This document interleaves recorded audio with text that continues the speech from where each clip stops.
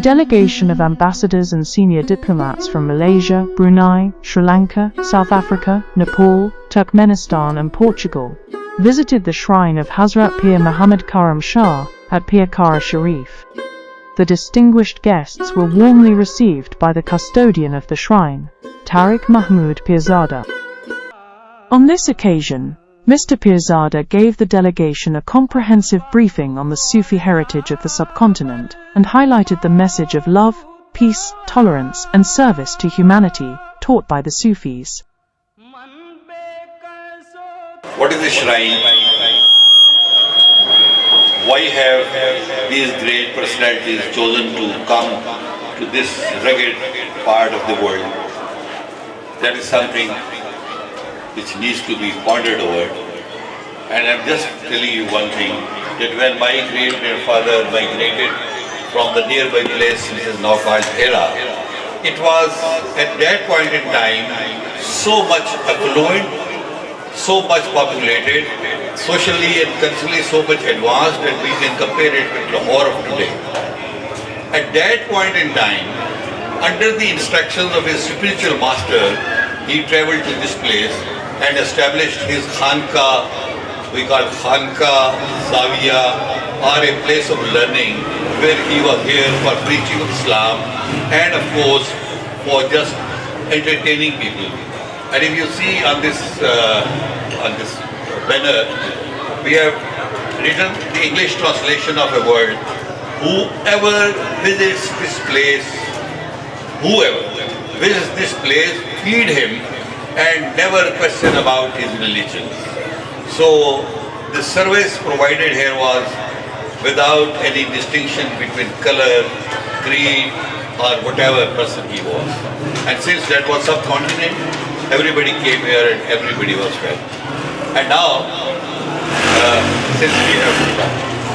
since we have now free from the food, probably this is a small music which is called wali. This is a special Sufi music of love, which is played everywhere in the subcontinent and wherever Sufis are. Since I am as an ardent lover of Iqbal, probably most of you know who is Iqbal in Pakistan, and he was an ardent follower and disciple of Maulana Rumi, who is buried in Konya, Turkey. And just for your information, in Turkey, the distance of time, the time gap between Iqbal and Rumi is like 700 years. But they have established a grave which is just an imaginary spiritual grave in the courtyard of Rumi's place in Konya. And they remember him as one of the ardent disciples. They were spreading message of love, no hatred, no vengeance, nothing like that. Islam has been, as we claim and as we have been taught by our elders, a message of peace, a message of love, a message of tolerance and a message of service to humanity.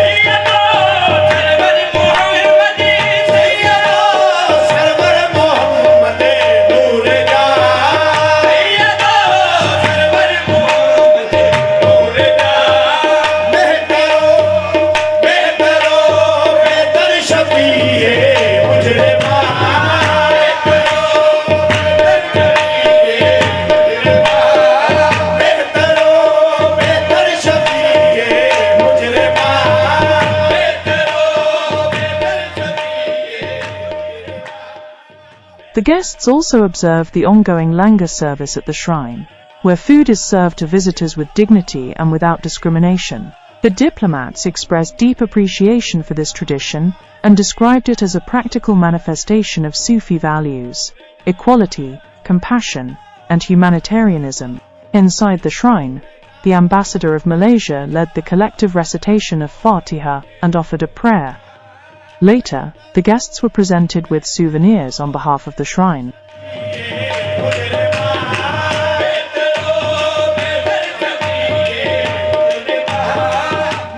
The delegation was also taken on a tour of the beautiful valley of PeerKhaara Shareef and the nearby salt mines, where they were informed about the area's natural beauty and historical significance.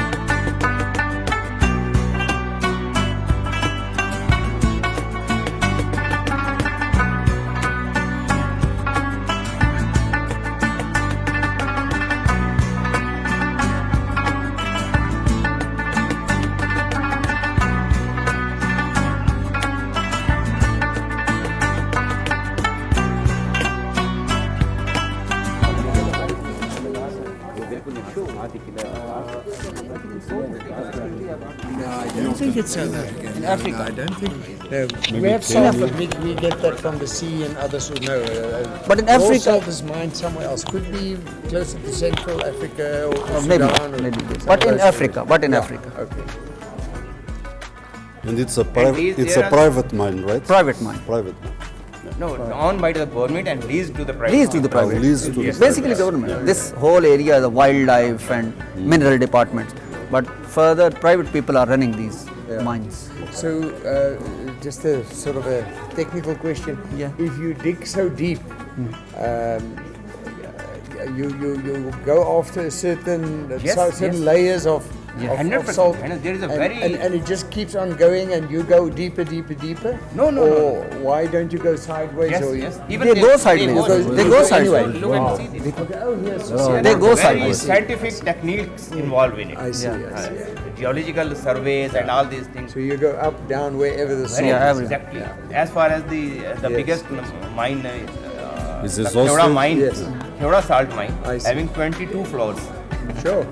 And it's never necessary to support the structures. No, not here, but Not some here. places. Some places they- in there. yes, and in the special in the pool mines, you need this Yeah. There's a danger for the Yeah, polymer. yeah, exactly. Because I've been in a There are salt safety mine measures. once in Krakow in Poland, and they cut lots of beautiful things from the salt. Yeah. Under the The ground, same like practice a is going on cathedral. over here. There's a salt mosque, Yes, salt yes. lamps, Oh, fantastic. animals made of salt, lights. Yeah, Lamps are lamps. Yeah. Different Yeah. things. Yeah. Different Yeah. things. And Different. as far as the Khora salt mine is concerned, we are having a hospital over there for asthma people inside the mine, very deep inside the mine.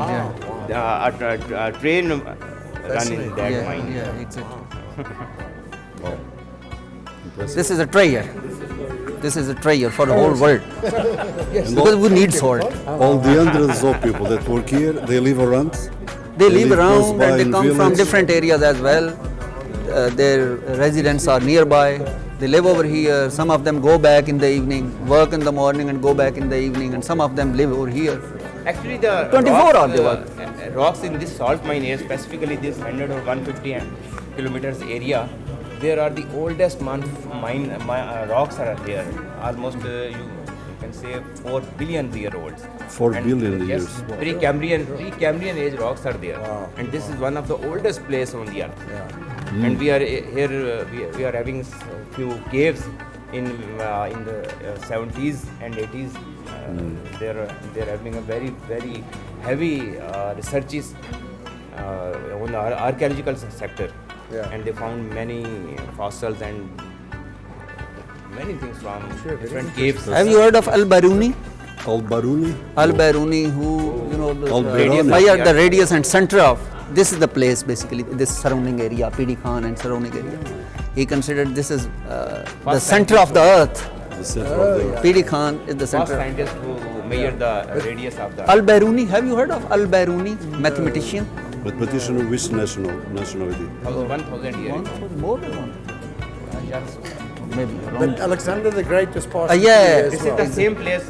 Alexander the Great where his also army passed has through here. refused to go further. Yeah. And from here, there is near Fight with Raja Porus. Yes, this is the last place Yes. of Alexander. Retreated from here. Alexander retreated from. retreated. He retreated. When he tasted the salt, he said, "No, this is Oh no! And There is a ritual that his horse started licking the Licking mountain, the mountain, yes. and they thought, what is happening there? And I then heard they that said that story. this I is heard salt. that story, yes. There is a ritual that Alexander's horses discovered the Discovered salt. You see, maybe his horses wanted to stay. Yeah. And they didn't want to go further. And probably they might have stayed some of his, people or there is ancestors. no confirmed reason about that. But Ritual. Some Yeah, people yeah. said But that his army refused it's to go quite likely further. because animals do like these. Yeah, this is. What a beautiful Maybe work. I can maybe. Yeah, you can have it. You can have a picture, you can have with you. Sure, yes. We can have a barbecue. It is filled with love and affection and purity. Marvelous. It's total natural. Not grinded, not Yeah, changed. it's raw. Raw, it's raw. Wow, beautiful. You can have It would be cold. lots of barbecues with that one. Yeah. It's because people make the plates for barbecues. Oh.